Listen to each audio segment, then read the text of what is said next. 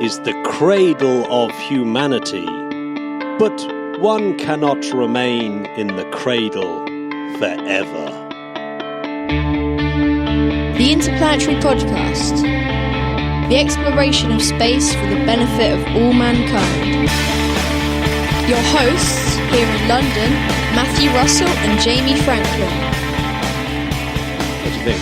That is special. Who said that? It was none other than father of Russian rocketry and the father of the rocket equation, Konstantin Tsiolkovsky himself. Oh, what a ledge. Legend doesn't even come close. Doesn't even cover it. We could actually start the podcast with a Konstantin Tsiolkovsky quote every week. That sounds cool. Yeah, that might get a bit boring. So Jamie, we've got a special guest with me already for this Who have we podcast. got? Yeah, we've got George Russell. Oh my God. George. Say hi, George. Hi. What's up? I'm good, yeah. George, you are a bit of a legend in my eyes because not only are you the son of Matthew, who's, the co-host of the Interplanetary Podcast. Pretty ridiculous, yeah. But, you're just an all-round nice guy. We've been to several museums together. And you like space too, is that right? Yeah. Why do you like space? Because it's everything else other than Earth. I like that quote. Can we have that, Matt, as the next week's intro?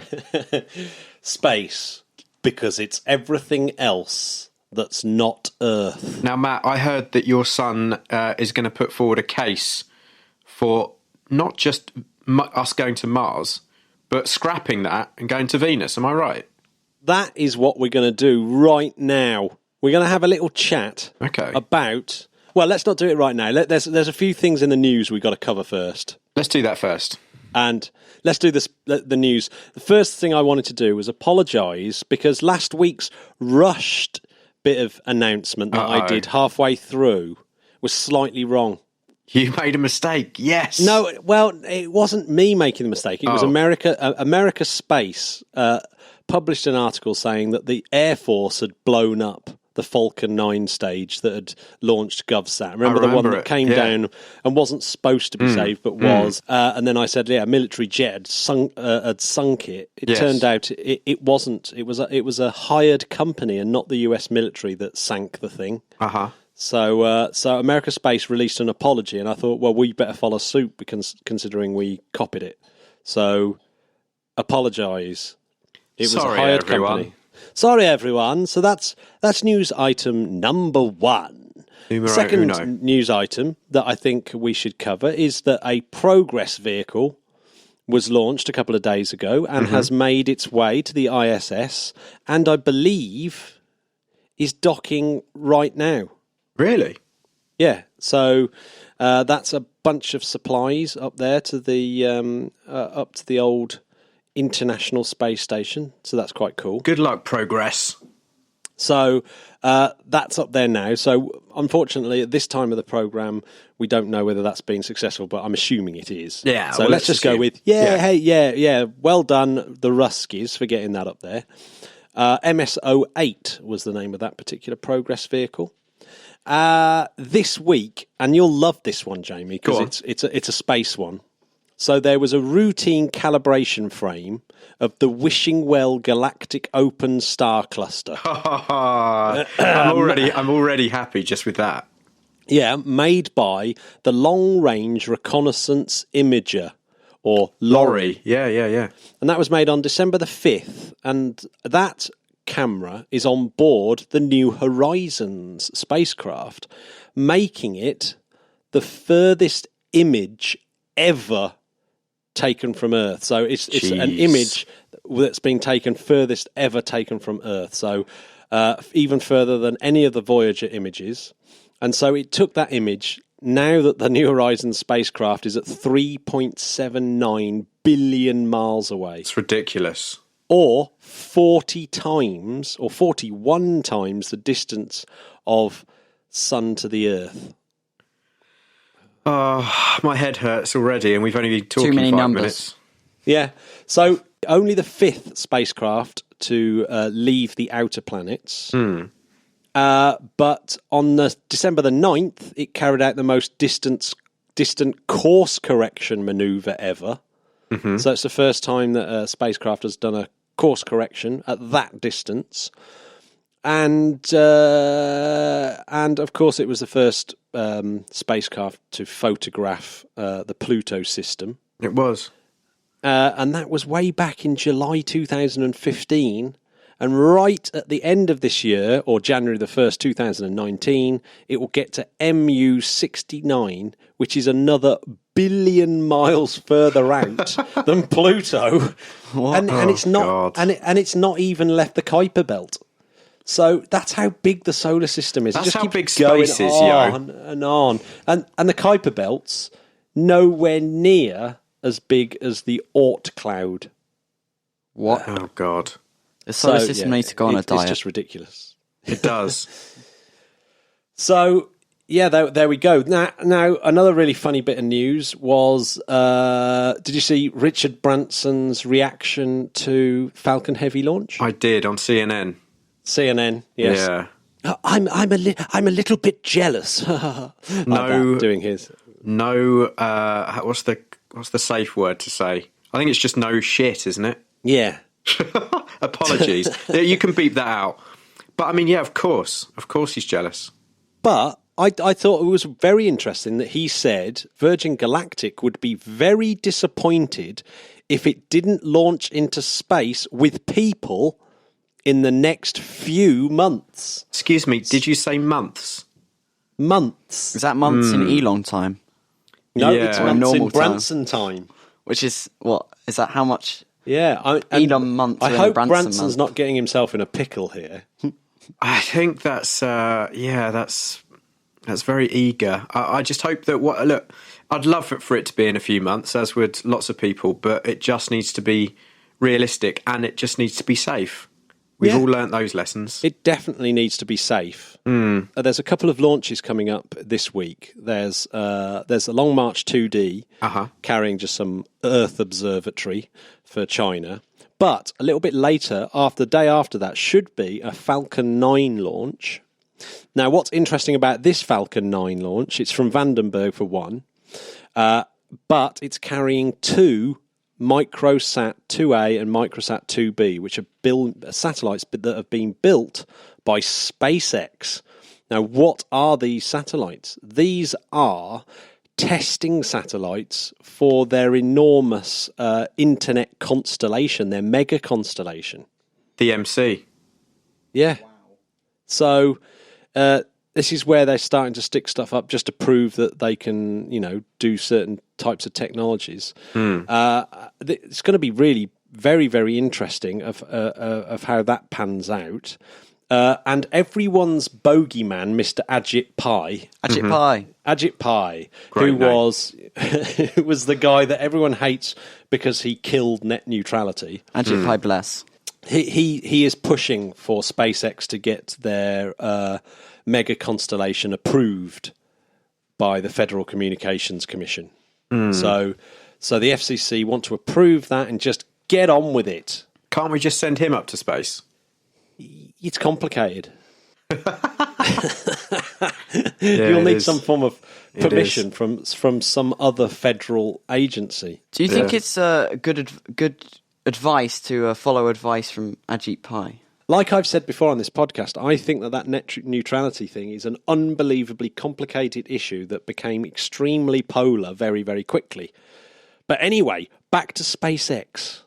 SpaceX. So SpaceX is one of 11 companies that followed OneWeb in asking for permission to set up these enormous constellations. That OneWeb are going to launch their first 10 satellites in May on an Arianespace Soyuz, the Europeanized Soyuz, but they will be working operational spacecraft. So OneWeb have actually started building and soon to be launching their enormous mega constellation. That is exciting. OneWeb's first constellation will consist of 900 satellites.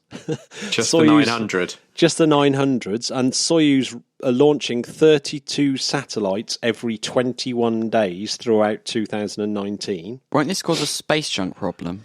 It will cause a space junk problem. I mean, 900 is a significant percentage of the satellites already up there. I mean, it's as if it's already not filled with junk. But not only a OneWeb putting up 900, but that's not even the start of it. That's the first bit of it.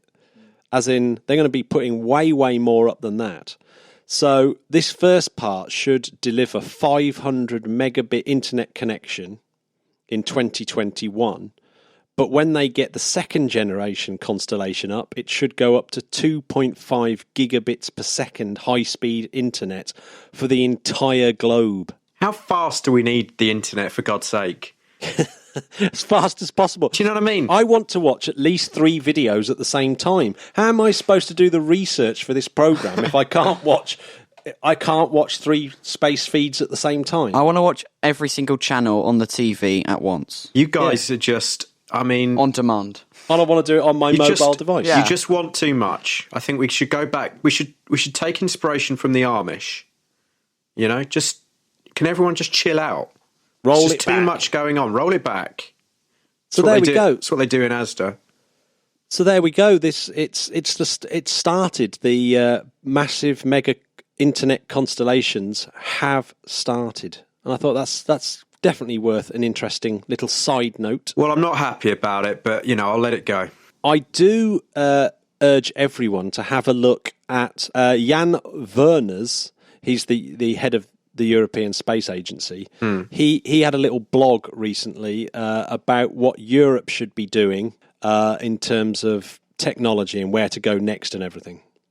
That is a really interesting read. It's basically Falcon Heavy has seemed to have stirred things up there, because it's like, we better seriously start looking at disruptive technologies and making sure that Europe stays to speed with the rest of the world. Well, we should put that link up. Yeah, no, absolutely. So that is definitely worth looking at. Check it out. Later on in the programme, I'm going to be playing my talk with David Baker as well. I do a slightly deeper dive into Falcon Heavy. Yes. That's a really, really interesting chat I had with David. We cover Falcon Heavy and what that really means. It's quite surprising. It's a really interesting chat. There's some great bits about the military use of Falcon Heavy, but some really good talking points. We also have a quick look at the NASA budget, of course, that got released this week. Yes. And we have a quick chat about that. I mean, the long and short of it is that the budget stinks. But will it ever get through? Listen to my discussion with David Baker and you decide. Who knows? Coming up. There's a great quote in that. So he's going to be a regular guest. It's going to be a regular guest giving us the latest scoop on articles that will be appearing in Spaceflight magazine a few days later, because Spaceflight is a monthly spaceflight magazine dedicated to spaceflight and aeronautics, and we're going to get the scoop on a little story each month. If you don't know it, very exciting. Get involved. Yeah, so that's been it's all singing, all dancing, updated version of Spaceflight magazine, which is truly excellent. So yeah, it's very worth hunting down and getting a copy. It's on its way up. So let's get on to our little featurette then. Let's do it. So George, we're going to be talking about, and you wanted to do this because you're obsessed with it, and I just couldn't let it go on any longer. Venus versus Mars. So let me just put a bit of background to this. Currently, there's no manned missions to Venus in discussion at all, which you think is odd when you consider that Venus is 14 million kilometres closer, that's 8.7 million miles to us Brits and Americans, to the Earth than Mars. And Venus once was habitable, just like Mars as well, and it's got the same gravity as Earth. Am I right? In fact, it's called Earth's twin. That's correct. So go on then, George. Tell me why you think we should be having a manned mission to Venus and why it's even possible. Go. Okay, so the first reason people don't really want to go to Venus is because the surface is is impossible to live on. There's acid, incredible temperatures and pressures. It's just impossible to live there. So it puts loads of space companies off going there. However, 55 to 50 kilometers up, strange things start to happen. So number one, it drops to 70 degrees Celsius, or 158 Fahrenheit to American listeners. Now that may seem like a lot, but firefighters can withstand 2,000 degrees Celsius, or 3,600 Fahrenheit in their suits. Not only is this true, but there's a thicker atmosphere, so no meteorites or radiation. And because the gravity on Venus is pretty much the same as Earth, it's 0.9 Earth Gs versus 0.4 Gs on Mars, you'll lose less bone mass, and so you're less likely to die on the planet. Because in 0 Gs, you lose bone mass 10 times the rate of someone with advanced osteoporosis.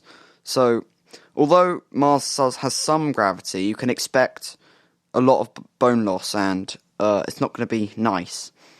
And if you want to increase the gravity of Mars, you'd have to add mass to it. And that's just... You may as well build your own planet. Yeah, okay, that's pretty convincing. But I've got... Here's my point against it, is the whole purpose of going to another planet, for me, is to check that Robert Zubrin thing that he wanted to check was... Where's the fossil record for bacteria? There's some really interesting science to be had on the surface. As in, could we do any proper science about was there life on Venus now, or what? Definitely not. I mean, let's look at who's been there already, and I'm talking about. Have you heard of Venera 5 and Venera 6, guys? Probes that were crushed by high pressure. While still 18 kilometres above the surface, imploded.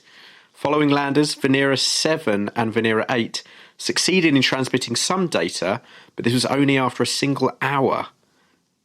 Yeah. So not much we can do on the surface. On the surface, 92 atmospheres pressure. Mm-hmm.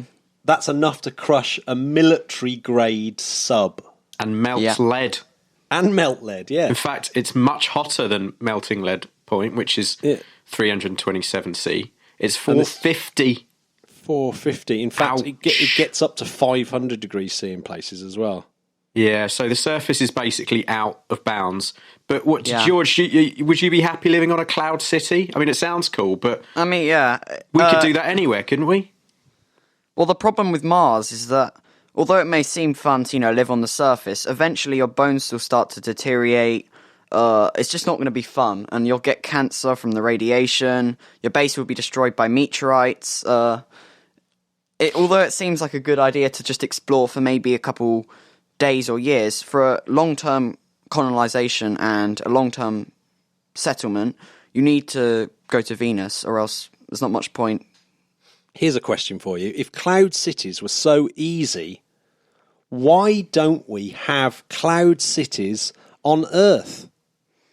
Because we don't need cloud cities on Earth. But if we were going to go to Venus, we do need to live in a cloud city. Yeah, but... Also, it's much easier to build a cloud city on Venus because the at 50 to 55 kilometers, because it's all carbon dioxide, you can fill a balloon with just air, regular air, oxygen, and it will float. So... But here's a question for you.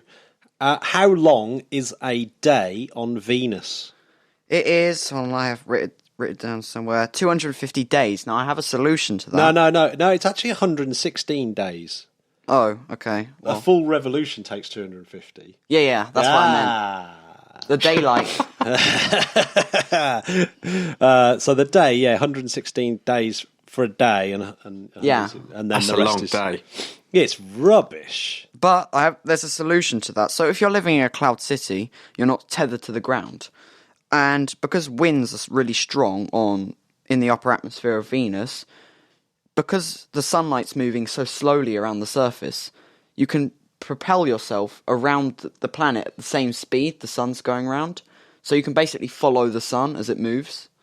And so you can always stay on the day side using the wind. Okay, but that's George, what about plant growth? What about water? Do we need to think about those? Well, the atmosphere is filled with carbon dioxide, which is what plants breathe.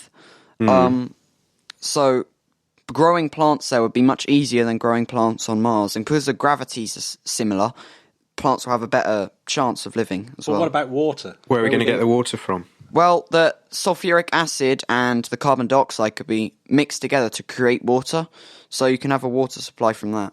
What about if we used greenhouse gases to heat up Mars over a long period of time, which would make the atmosphere thicker, and eventually it would heat up Mars so much that the ice on Mars would melt, causing oceans?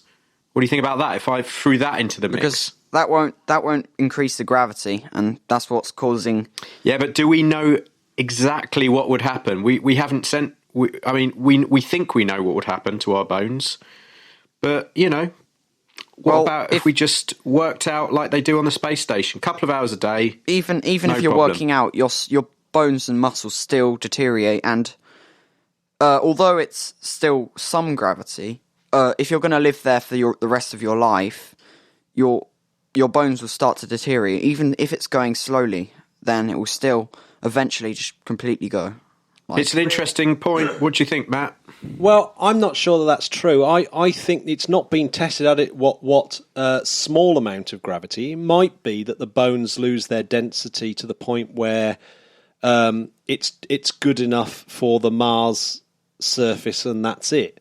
So the density will stabilise at the point where it becomes good enough to hold your body weight on the Mars surface. So that might be fine. It just means you'll never be able to go back to the Earth again. Yeah. But on Venus, you're saying that you've got to sort of stay in these cloud cities. You can't go down to the surface and do geology. And let's face it, one of the things that excites people about going to new planets is to get feet on the ground, do geology. But what would stop you from... That might help the Earth. What would stop you from dropping a probe from your cloud city onto the surface? It has less time to drop, so... The pressure. But they've tried it. You could add more shielding and things like that, and you can do geology from that.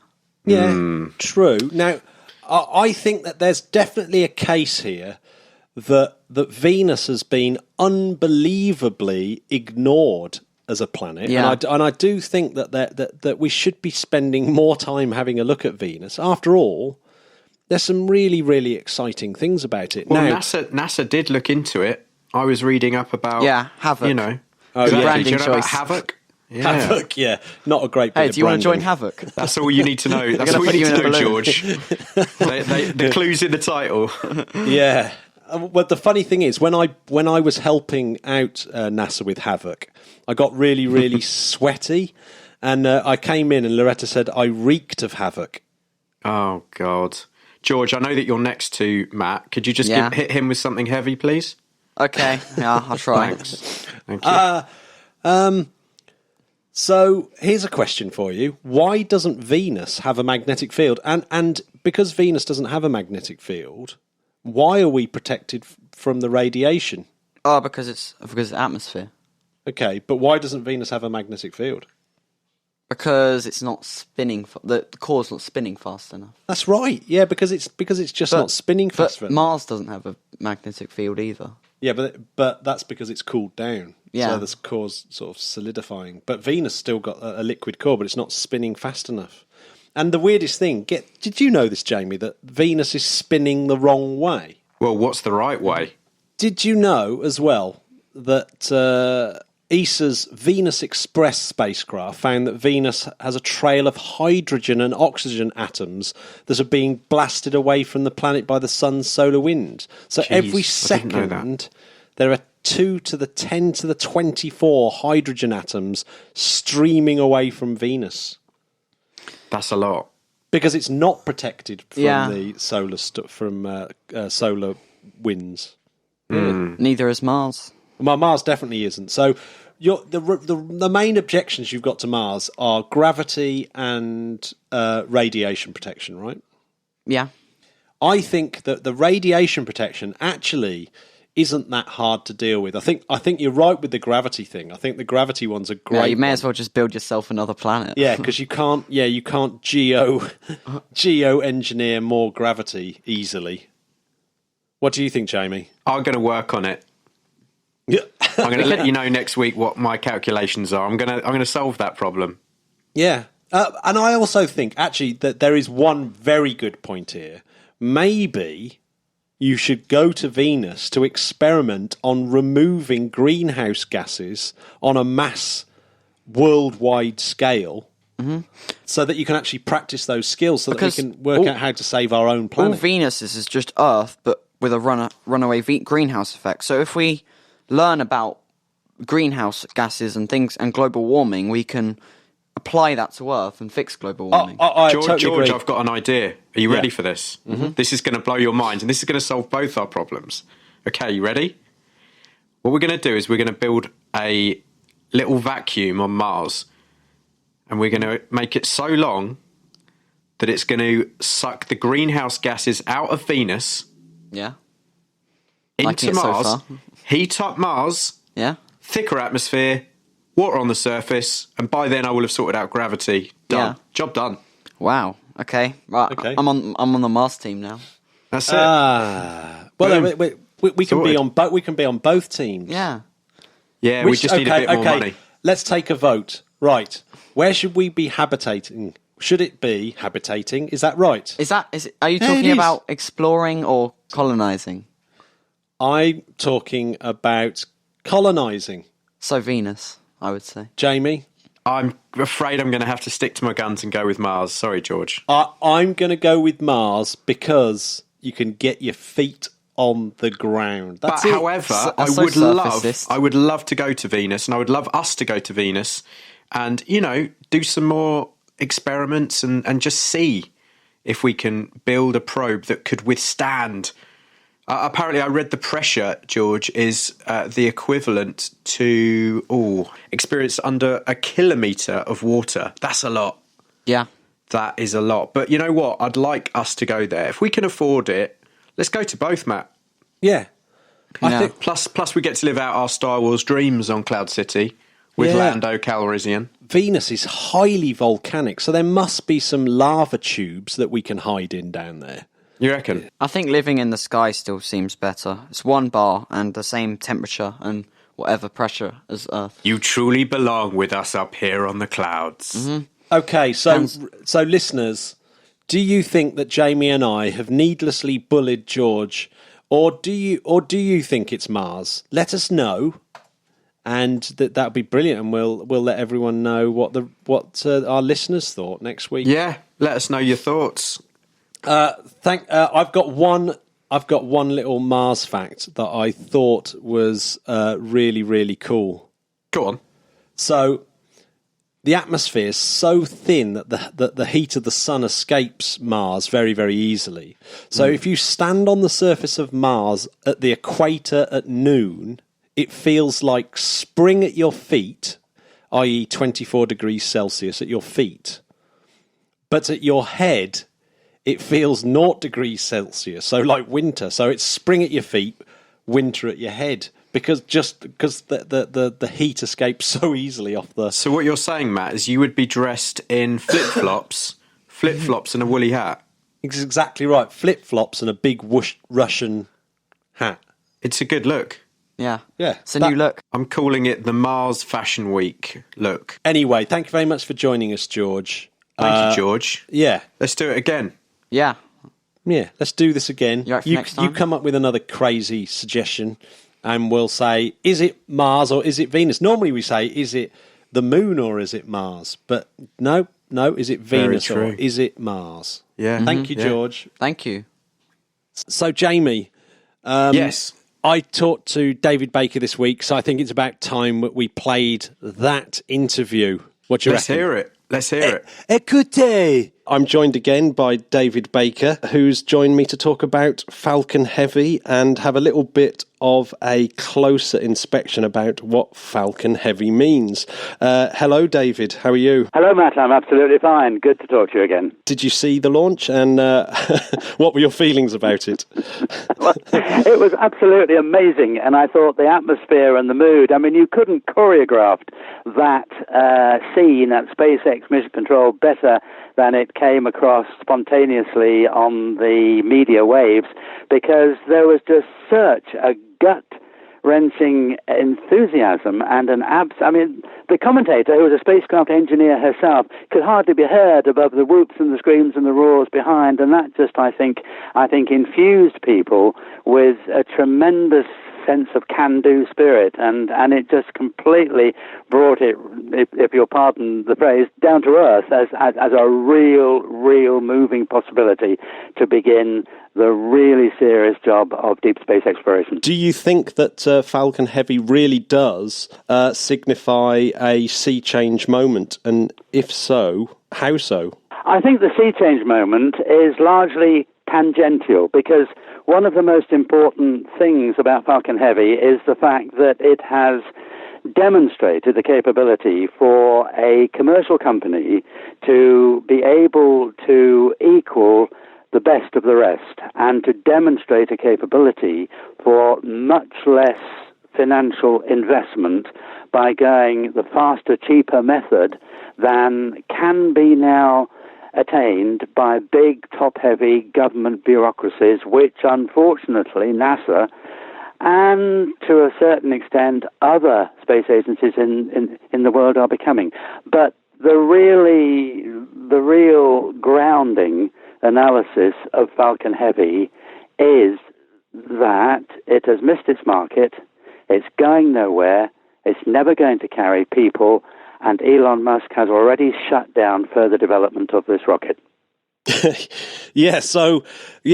which case, I mean, I've actually started to hear this argument that SpaceX had used their own money and building a rocket that no one asked for and nailed it on the first launch, that it gives SpaceX a place to sort of build from in terms of their credibility with the American government, I suppose, more than anything. Is that a fair analysis? Yes, it is. And I think perhaps just a fast track on a little bit of history about Falcon Heavy. By Elon Musk's own admission, it's been the most complex headache of a project he's ever started in his life. And it's cost them virtually half the amount of money that they've spent on their entire space operations and activity. The Falcon 9 series, which arguably is the most go-to rocket now in the world, it launched in 2018, more rockets than the United States other launch vehicles and Europe launched combined. It had 18 successful launches. That cost $400 million to bring to market as a commercially viable and highly bankable project, and it has got years ahead of it. Now, SpaceX was formed around just after the turn of the century, 2002, and by 2004 there was already planning for this Falcon Heavy. And Elon Musk admits today that it was naive on his assumption that you could simply demonstrate a single-stick Falcon 9 and then strap three together and make it a Heavy.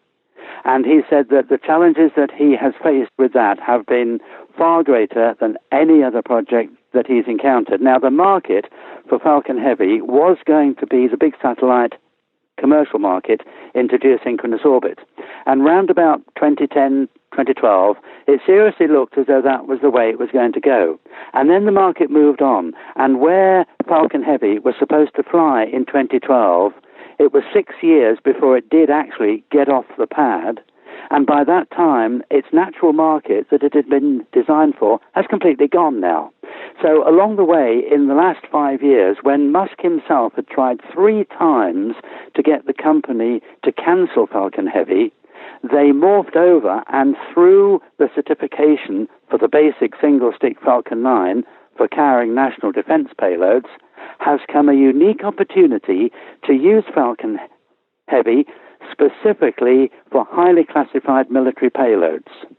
Now, there is a technical capability which he demonstrated, because if you cut through all of the drama, the excitement, the clapping and the whooping of the actual ascent and the launch and the trajectory, the profile that this launch vehicle flew was one which was unlike any other launch vehicle in the past. It used its upper stage to dwell within the Van Allen belt on a lingering trajectory in a transfer ellipse toward geosynchronous orbit. Now that tested, and the reason that was done was to test a very, very advanced suite of avionics and electronics, which normally would never be carried in a launch vehicle because it would fast fly directly through the Van Allen belts and spend only a few minutes there. But he spent a whole orbit going around in the dense regions of the Van Allen belt. Now this is required for a very certain type of classified national defense payload system, which has been developed by the United States intelligence services in order to carry into orbit on an evasive ascending trajectory, so that it can maneuver out of tracking range in order to evade the destination that will eventually reach. And there's no other launch vehicle that is capable of doing that. So while he's lost the commercial market, and while he says all development of Falcon Heavy has now stopped, he's banking it just as a can-do vehicle on its own, just for that. He's abandoned all plans of carrying any astronauts on the Falcon Heavy. It will not do that. He's rescinded the offer of carrying tourists around the moon and back. He's not going to do that. And Falcon Heavy is specifically for this incredibly fascinating and unique military mission. I heard that the 6-hour coast that it did was a demonstration to the USA Air Force that it could, because Falcon Heavy can now cover 9 of the reference orbits. Is that correct? Yes, that's right. That's right. But that's the first I'd heard about the why it went, because I knew it would lingered in the Van Allen belts, but I didn't realise that was the reason why. It's always been the case that commercial providers have attempted to get through that belt as quick as they can, because you don't want to bulk up the stiffening on the electronics and the avionics, because there's no need to, because it's not going to stay there. But for the military mission, there's a very different requirement, and there's no other vehicle that's been able to demonstrate it can do that. Now that Falcon Heavy exists, and it's pretty cheap, I mean, it's unbelievably cheap, really, for a heavy lift vehicle, will a market come into existence, or do you think that market will just never happen? So it's a build it and they will come, or build it and they won't come question. I think it was a case of build it and they will come when it was originally conceived, and the market was clearly moving in the direction toward satisfying the manifest requirement to get back all that they'd spent on Falcon Heavy, because while Falcon 9 cost the company $400 million, Musk has spent over $500 million on the development of Falcon Heavy. He'll never get that back. And in a way, it's a calling card. It's a demonstration of capability. But the only reason that they kept going was because there was this unique Air Force requirement.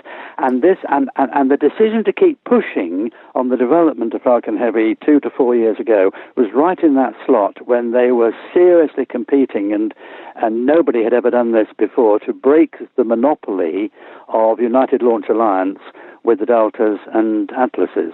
And it is that category there that he's bust wide open and is already launching highly classified defense payloads. And there have been some very interesting launches recently with one that we don't quite know where it went.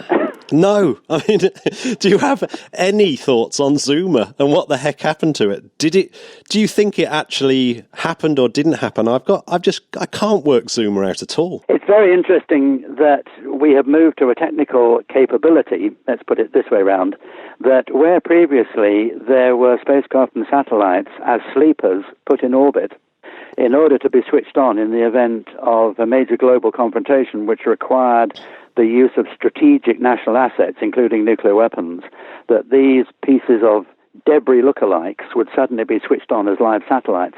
And also there is the space version of what they call in aircraft avionics open architecture avionics, where you don't actually need to have all the components and the parts of an operating system physically linked to each other. So in the past, there have been space debris which has been used to hide sleepers, components of a spacecraft which can electronically link across distances and form the capability of a single observable, photographical satellite itself. And we're moving through that development from aviation, from aircraft, because now intralinks on aircraft mean that you can make the convergence of a whole squadron of aircraft or a whole cohort of flying warplanes operate as though they are a single entity. And so that was done in space. In the event that strategic requirements needed you, should satellites be knocked out by anti-satellite systems, the sleepers would light up and form a satellite, not physically come together, but electronically link and connect over distances in space. The next generation now is to create a system where you can actually disappear the payload, and not through any supernatural ability to duplicate the invisible man, but rather to have evasive maneuvers. And this has been tested and used by rocket folks for decades now, and it began with the Russians with their fractional orbit bombardment system, where they would put a vehicle into a suppressed trajectory so that it would go into partial orbit and then be deorbited with its nuclear warhead over the target, and would come in right under the radar that was used to looking for highly lofted trajectories when nuclear weapons were thrown on ICBMs. Your typical ICBM will go almost 1,000 kilometers out, whereas a suppressed trajectory can hug the outer atmosphere about 100 kilometers and come in under the radar. So lots of tricks in terms of how you use rockets and how you use propulsion systems have evolved. And this has all the characteristics to me, and I know that people infinitely more profound at spacecraft tracking than I am are wagging a finger and saying, do not discount that this thing did not reach orbit. Do not assume it came down in the ocean. It may be somewhere. We just don't quite know where at the moment. Crikey. Yeah, that really is interesting, isn't it? Yeah. Back to Falcon Heavy. I did read one interesting market that could open up, and that was SES Satellites had been talking about their new geostationary satellites would be sort of half the size that they are now, and that you could fly them up 4 stacked, for example, together and fly them, and therefore Falcon 9 would be almost the perfect vehicle for that, wouldn't it? 4 2-ton satellites stacked together. Would that work? Yes, I think it would. I think that's a very good application indeed, and not to say that there won't be commercial slots and opportunities, but not in the way of the standard Falcon 9. The ability that Falcon Heavy has is to use its enormous grunt power to be able to loft into geosynchronous altitude and velocity a whole stack of satellites with that stage, and then for the stage still to have energy in it to be able to restart and position satellites at various locations just below geostationary orbit, and using electric propulsion to then nudge them into their proper and appropriate parking slots. So yes, that does exist, but that's a minimal capability that might come as a side lobe on the main thrust, which Musk himself has said, and he has said that after the Block 5 Falcon 9 gets operational later this year, all research and development on the existing single-stick Falcon 9 is over. There is certainly no more money going into the development of Falcon Heavy, and it's all going into the big Falcon rocket, the BFR, which is the one that now he's getting so excited about, that it's totally consuming, in terms of rocket propulsion, all of the attention of SpaceX. This successful launch of a heavy lift vehicle by a commercial company that they built with their own money, is this a nail in the coffin for SLS? Because that was one of the arguments for SLS that no commercial company could build a heavy lift vehicle. Surely this is a pretty big nail in that argument's coffin. How does that play out? I think Falcon Heavy does have a future role that is not yet realized because it is still somewhere in the future. I don't think Falcon Heavy in any way compromises the Space Launch System. Space Launch System is committed already financially by Congress and by the White House as being the heavy lift vehicle which still is capable of lifting almost twice the capacity of the Falcon Heavy. Remember, the Falcon Heavy uses relatively low specific impulse propulsion systems and very conventional technologies with regard to the propellants. Remember as well that the kind of flights that we're seeing now mean that the central core of a Falcon Heavy will likely be expendable because it required so much redesign that it's a completely different stage, the core, even though externally it has the same dimensions. So the econometrics of Falcon Heavy, when used for comparison against the Space Launch System is infinitely more efficient because, apart from the boosters, it uses hydrocarbon propellants and will in both of those stages. So it's capable of lifting more, much more, and while the Falcon Heavy is really only the third super heavy rocket category, super heavy rockets are capable, in the official categorization of what these words imply, of lifting 49 metric tons or more into low Earth orbit. And there have only been two preceding ones, Saturn V and Energia. And, of course, Saturn V was the most powerful, and that used hydrocarbon fuels, cryogenic fuels in the upper stages, and that was capable of lifting 140 tons into low Earth orbit. And that vehicle flew only 13 times. Energia, capable of placing 100 tons in low Earth orbit, which only flew twice, and only placed a satellite into orbit, which was the Buran shuttle, on one occasion, and that was 100 tons into low Earth orbit. So Space Launch System, with its 70 metric tons and then 130 tons, I think this does allow Falcon Heavy to occupy a very, very important niche, but it's only half the lift. Space Launch System can still provide the big grunt to lift an Orion plus a Deep Space Gateway module. Falcon Heavy, if it has a role, and the interesting thing is that under the noise threshold that's been heard coming from the White House associated with the new NASA budget for 2019, which is supposed to be effective from October the 1st this year, but won't be because there'll be so much arguing in Congress over this that it won't be settled by then. In the present budget, there's an emphasis and an expectation that after a determination to shut down the space station in 2024, there will be considerable amount of resources both to expand the flight rate of the Space Launch System and also to support the commercial companies which will be doing for the Deep Space Gateway around the Moon and the commercial moon lander, which in the new budget proposed is being offered to the commercial contractors to develop, no doubt with government subsidy because they can't possibly do it on their own. There's no money in moon landers yet. That these heavy launch vehicles from the commercial sector, and we're talking Falcon Heavy, but then of course there's Bezos coming along and there's New Glenn. And there's all of those other heavy launch vehicles which will trip over into the super heavy category. They will be so crucial for providing the infrastructure.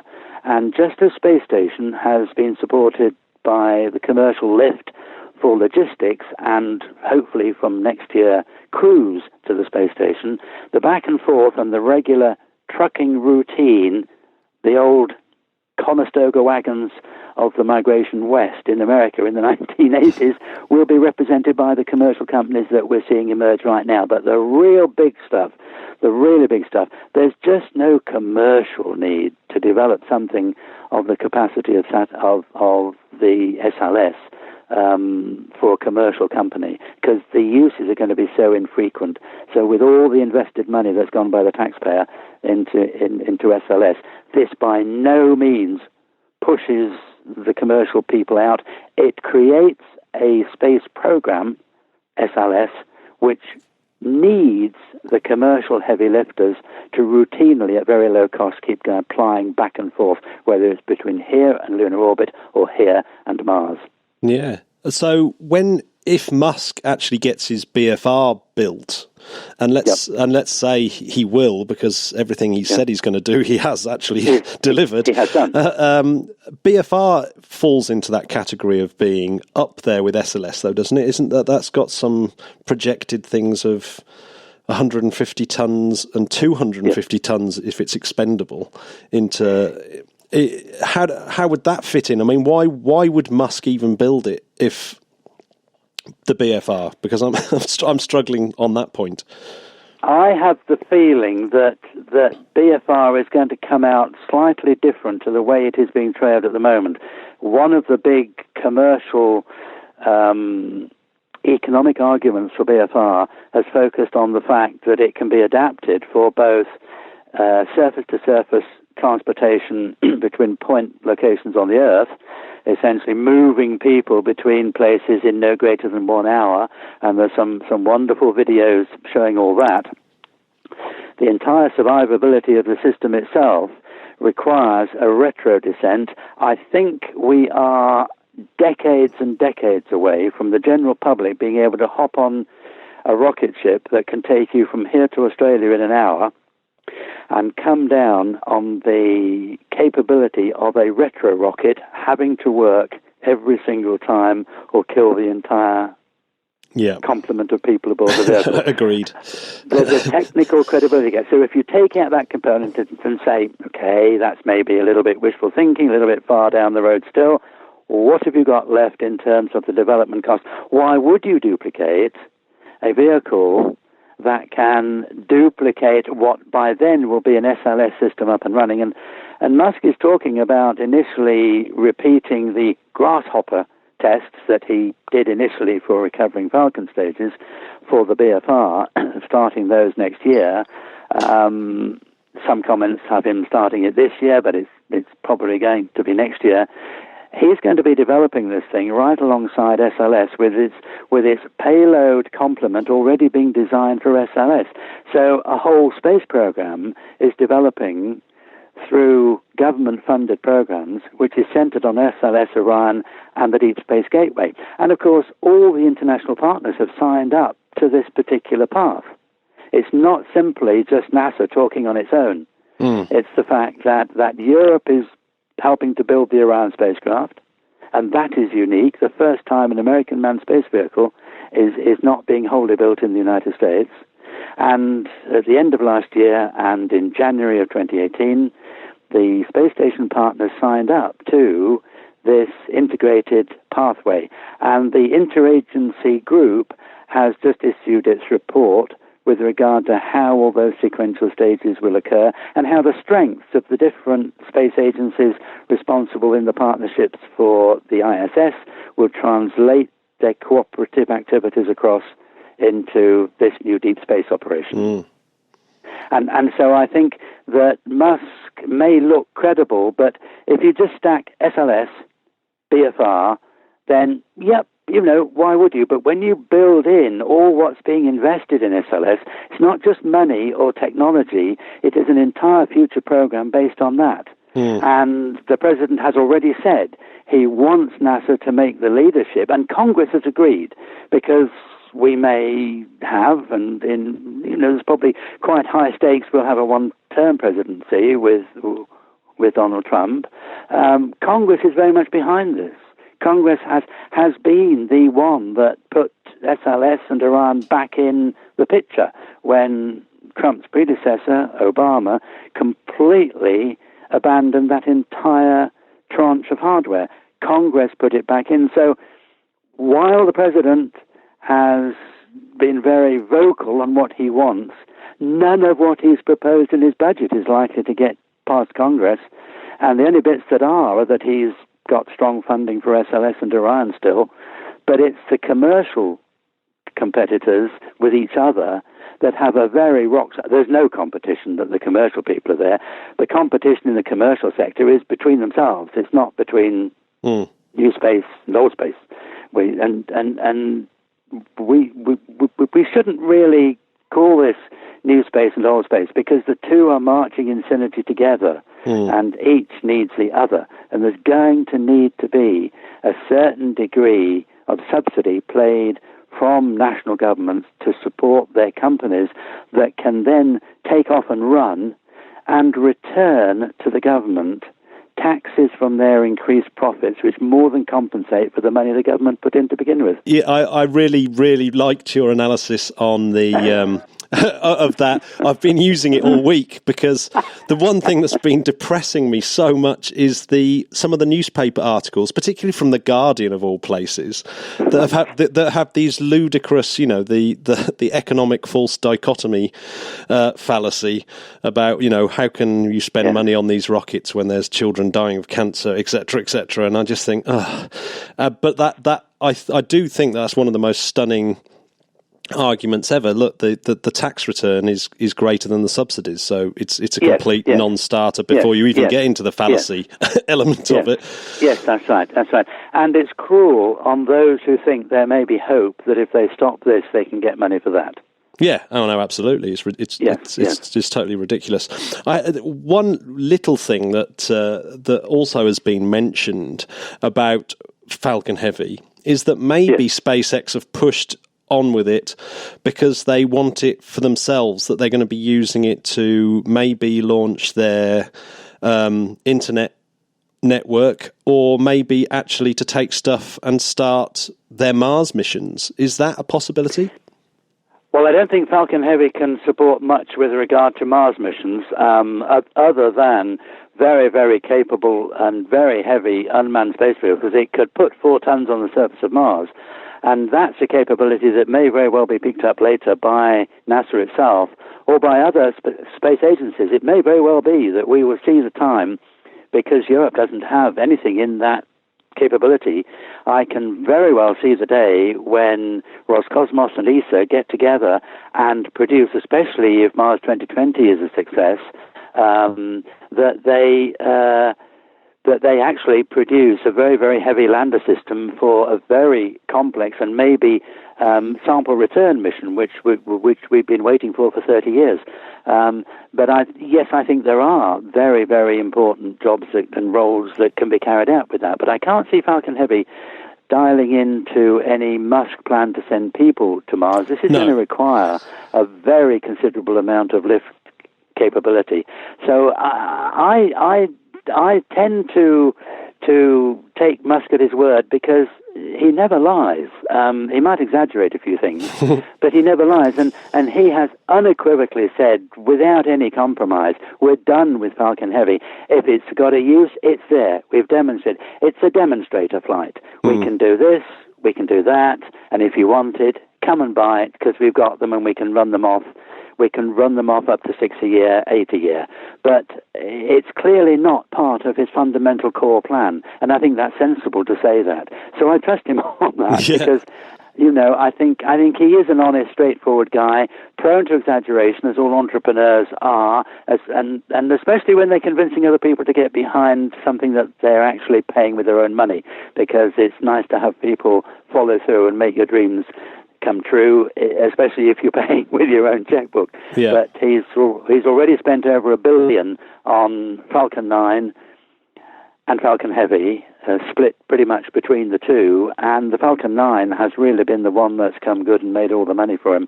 But he's not building vehicles that can take humans to Mars. Dragon 2 can't take people to Mars. It's an Earth return capsule.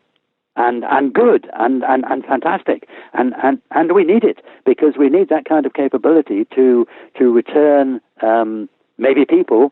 Maybe there's an emerge. One of the things that's being talked about on the international plan is, if we've got the Deep Space Gateway, we need a lifeboat vehicle. You're not going to park an Orion out there 24/7, 365 days a year, but you may very well park a Dragon. And you may have that as the lifeboat. So there are numerous little applications. I feel right now, my own personal view, and I guess I've been involved in this industry for 50 years now, but looking at the entire spread of what's coming up, what's being accomplished, and what's promised, I think that it's inevitable we're going to have to rely on two vital things for all of our future space exploration aspirations in deep space, and that is international cooperation, because no one nation now can do it alone without spending exorbitant amount of money of the percentages we experienced in Apollo, and those days are never going to come back. And the second is the commercial sector. We need it dramatically. The three of them, commercial, the international, and the strong leadership goal from a nation that is spending 50% of the world's invested government money on space itself, and NASA is spending approximately as much as all the rest of the world put together on the peaceful exploration of space. That's a leadership role which is useful, but those other factors are vital. I can't see any future for one of these companies, SpaceX or whoever, to go spearing off on its own and trying to get to Mars. It would be folly. I think I'd definitely agree with that analysis. Well, you don't have to, Matt. I mean, we all can be wrong, but it's just a gut feeling I have. The numbers just don't work out. No, I agree, and I think it's one of those things. It's just too enormous a task, isn't it, to set out to do something that's clearly astronomically expensive, and at the end of the day, SpaceX is a commercial company, so it has to keep its eye on being commercial. But that said, if 2018 delivers two things for SpaceX, which is the successful Falcon 9 Block 5 version and the Dragon 2, if those two things are pulled off with no errors or big mistakes, it's going to be a phenomenally successful year, isn't it, for SpaceX? That's going to be pretty incredible. Yes, it is. And I think more power to them, because we do need that. We do need a U.S. Human spaceflight vehicle. It's going to be 2023 before Orion flies with a crew. I think that's fairly obvious now.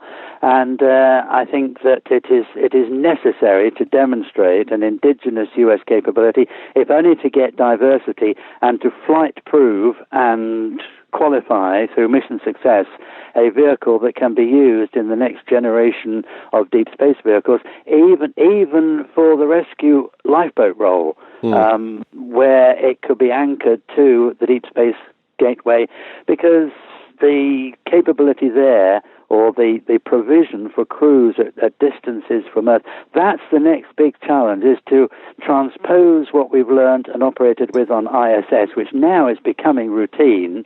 If you can ever say spaceflight is routine, transpose that out to the vicinity of the moon, and even if we don't immediately go for moon landers, which moon landers will be, I think, commercially developed, I don't see NASA having the money at all, even if NASA gets out of the space station program in terms of a federal agency in 2024. I cannot see that they'll have the money to be able to develop the lander to go from moon orbit down to the surface. And that is already being pushed as a potential commercial project, much as the cargo lift and the human lift to ISS was treated by Congress as a commercial investment for that. The next commercial investment will be for an Altair moon lander. Yeah. Now, talking of the ISS, we've just seen the NASA budget come through. Yeah. We should quickly talk about that, even though I haven't really had time, and I'm sure you haven't had that much time to really digest it. But it makes pretty grim reading for the ISS. I think the thing to bear in mind about this budget, which headlines really says that there's a slight increase over last year, but then the real killer in the budget is that there's a fixed dollar projection because all budgets run to a 5-year run-out in order to project. They go for authorization and appropriation for the fiscal year concerned, and American financial years are in advance of the calendar year by 3 months, so they're supposed to start on the 1st of October. This is a highly disruptive presidency, a highly contested set of program objectives right across government for Congress. We've got midterm elections this year. It is very likely that we will see a Democrat or the House, when I say lost to the Democrats, I mean as far as the White House is concerned, and it's likely that just on the cusp, the Republicans may hold the Senate. But if we do get these shifts, and with the kind of difficulty that Trump is finding in not being able to get bills through, which is consistently failing to do, then this budget, you might as well just tear it up now, because it ain't going to happen, folks. And it is going to be very different. He tried the two big things, the 5-year run-out as projected by the White House after a slight lift in 2019, notionally beginning 1st of October 2018. It's a flatline budget at under $20 billion, which is about 0.4% of total federal expenditure, dropping down to about 0.3%, dropping down by a third by the time you get to the end of the 5-year runoff. Because when you look at the projected inflators over 5 years, a static budget means you're actually absorbing cuts. Because the bills NASA's going to have to pay year on year to the contractors, it builds very little. NASA itself builds very, very little. It pays for other people to build. And the contractors that do the main work need to pay. Their inflation goes up, as everything does. And so a fixed budget means you actually get less and less each year. That's the first rub. The second is that the assumption is under the Trump presidency, and again, with the caveat, I don't expect this to get through Congress, that the United States abandons the space stations and turns it over to a commercial operation in concert with the international partners. But the problem there is that now the international partners are getting access to the space station by building American hardware. The service module that's being built for Orion is not being paid for. The Europeans are paying for the American Orion service module, but they're getting opportunities in kind, as it were, by allowing ESA astronauts to fly to the station. And that kind of relationship, which means that NASA is getting something that it's not having to pay for, has to be sustained if the follow-on successes for the Deep Space Gateway are to hold good. So if the White House convinces Congress, which I think is about a 20% chance of it doing so, to pull the plug on government funding of ISS in order to put more money into deep space operations, it will be counterproductive, because essentially it will pull the plug on the international cooperation that the American government needs to advance the forward cause of deep space, which can only be done by international agreement, because it's just too expensive for NASA on its own to pay for. So it's a badly thought through rationale that you simply dump space station. And the Europeans, the Japanese and the Canadians and the Russians had already said they want to continue, give it another 4-year run to at least 2028. The other aspect about the budget is that yet again, the Trump administration is trying to completely remove all funds for space education out of the NASA budget. And on balance, this sounds a fairly good thing, because what they say is all education should be wrapped up into the Department of Education instead of it being all fragmented out among all these different government agencies. Pull it all into a central pool. But unfortunately, the central education programs are not picking up on the grants, and I know many friends of mine in the States have advanced their own careers through NASA education grants, which NASA alone funds brilliant students to go forward and work on space projects. Now, the Department of Education in the States is not going to do that and hasn't been doing it. So if Congress, unlike last year when it immediately reinstated the education fund to NASA and said, sorry, Mr. President, we're not allowing this, and this does actually show the fact that the President actually, the real bottom line is that he had actually very little power. He can make as much noise as he likes and get as many headlines, but when the press move on to other things, they don't follow through with the news that, oops, that's been reversed in Congress, and it's not happening the way it was, shock horror, hailed to be. And so the pulling of that fund from NASA's budget was reinserted. Another one that was reinserted was the Trump administration. When it came in a year ago, it completely took out all of the climate research work at NASA. That was put back straight by Congress again. Now it's out of the budget again. So we're going to go through more and more months and months and months of wrangling and arguing, and Congress will only put it all the way back again. So this back and forth bickering and this tension is getting to the American electorate very strongly. And there are a lot of serious, sensible people in universities, research establishments, and across the nation, where they're sort of seeing that there's no coherence between the White House and Congress. It's just becoming a bloodbath and a battleground, which is bringing peripheral casualties in those areas and among those people it was supposed to help. And it's telling indeed that in U.S. government agencies that are directed by the White House as to what they must do, the popularity poll for the Trump administration is 6%. 6%? And that's official. Oh, wow. And there's huge... That's unprecedented. And I cannot tell you who said this, but I'm quite happy to go on air as saying this, that a very dear friend of mine, very deeply involved, and he was a Rhodes Scholar in the UK, and he's very deeply involved in aspects of the space program in the United States, who said in response to a question from me, what the hell is going on over there? He said, I don't know, just tell them we're all on drugs. That's the only thing that makes sense.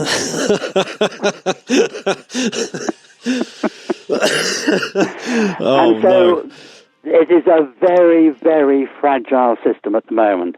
And we can spend a lot of time talking through the minutiae of a budget that, quite frankly, is about as firm and established as blotting paper in a snowstorm. Glad to hear that it's not going to get anywhere, because it looks pretty depressing. I hope I don't. I hope you're not back here 9 months later saying, tut, tut, tut, David, what was that you said in February? It's all gone wrong. Yeah, no, I'm sure.